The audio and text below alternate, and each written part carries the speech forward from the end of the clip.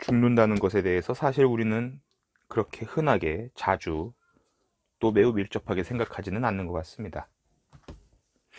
사실 뭐 그렇게 또 죽음이 급작스럽게 찾아오지도 않을 뿐더러 그런 우연한 인생 최악의 순간을 굳이 일부러 예상할 필요는 없으니까요. 오늘 소개해드릴 책은 21세기 북스의 서가명강 시리즈 첫 번째, 나는 매주 시체를 보러 간다. 유성우 지음입니다.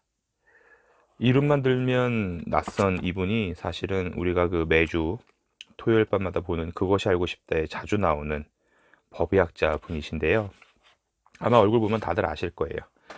지난 20년간 1500여 건의 부검을 담당하면서 매주 월요일마다 부검을 하기 위해 시체들을 만나러 가는 이분이 법의학은 무엇인가, 그리고 또 법의학이 진실을 밝혀내는 여러 가지 에피소드, 그리고 의학적으로 또 철학적으로 죽음은 어떤 것인지에 대해서 이 책에서 자세히 풀어나가고 있습니다.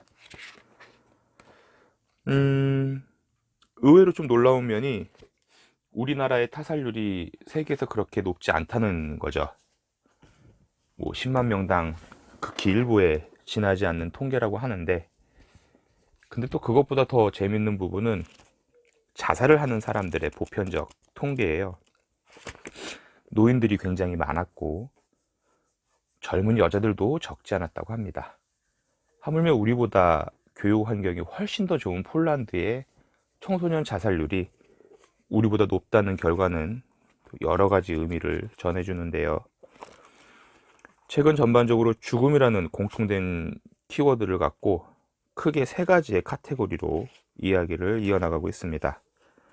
죽어야 만날 수 있는 남자, 지은이가 법의학자이기 때문에 법의학자의 시선으로 보는 여러 가지 죽음의 형태, 그리고 그 죽음으로 인해서 어떤 일이 또 야기되는지에 대해 얘기하고 있고요.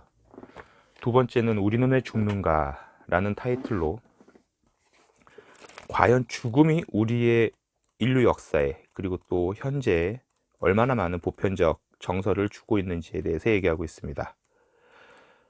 그리고 세 번째는 죽음을 공부해야 하는 이유라는 타이틀로 여러 유명한 사람들이 죽음에 대해 어떻게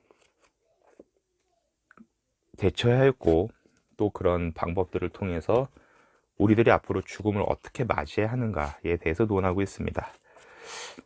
제가 좀 눈여겨봤던 부분은 사실 법의학 부분이긴 해요.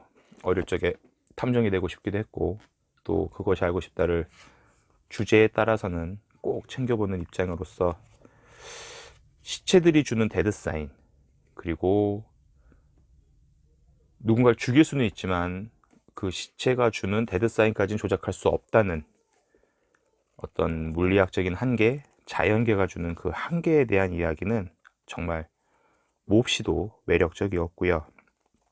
그리고 무엇보다 최근에 가장 많이 부각된 연명치료에 대해서도 저자는 굉장히 깊이 있는 성찰을 보여줍니다.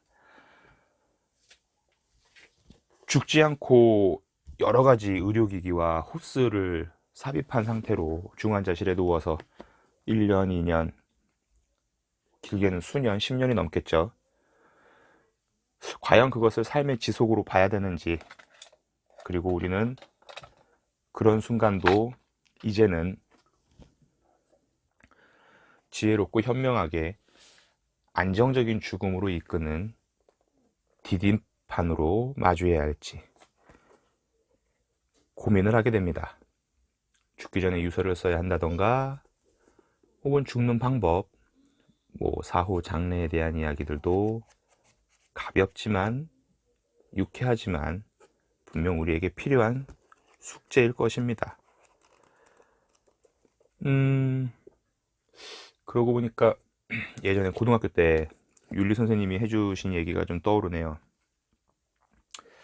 사실 생로병사라는 동양 철학 관점에서 볼 때 사람이 태어나서 늙고 병들고 죽는 건 굉장히 자연스러운 과정인데, 현대의학이 늙고 죽는 과정에 개입을 해서 지나치도록 그 데드라인을 연장한다는 것은 결코 옳지 못하다는 논조였죠. 그때는 어릴 때라 귀담아 듣지도 않았는데 후에 나이가 좀 들고 생로병사의 일부분에 제 삶이 또 포함이 되다 보니까 그 당시 그 선생님이 해주셨던 이야기가 굉장히 떠오르기도 합니다. 하물며 책에는 그런 얘기도 나와요. 그 유명한 키보드 커즈웰을 만들었던, 그러니까 발명한, 개발한 그 사람이 2045년이면 영원히 죽지 않고 영생을 하는 시기가 온다라는, 다소 좀 어이가 없는 설정이긴 했는데, 또 그 이야기에 대한 또 깊이 있는 배경 설명, 그리고 정말 하루가 다르게 발전하는 의학 기술을 통해서 정말 우리도 그런 시절을 맞이할 수 있지 않을까라는 추측도 저는 책을 읽으면서 잠시 해봤습니다.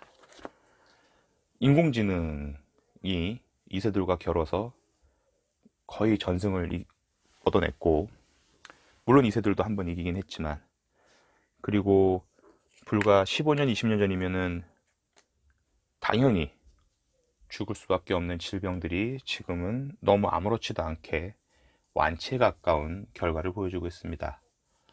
평균 수명은 늘어나고 있고, 그로 인해 사회의 밸런스도 조금씩 과거의 모습과는 달라지고 있는데요. 이것이 단순히 죽음을 더 뒤로 미루고 삶을 더 연장시킨다는 개념으로 봐야 할지, 아니면 이 폭풍과도 같은 과도기에서 우리가 더 죽음이라는 컨텐츠에 대해서 즐겁고 유쾌하고, 무엇보다 모든 사람들이 죽음을 배제할 수 없다는 그 대전제를 어떻게 맞이해야 할지에 대해서는 충분히 고민해 볼 필요가 있습니다.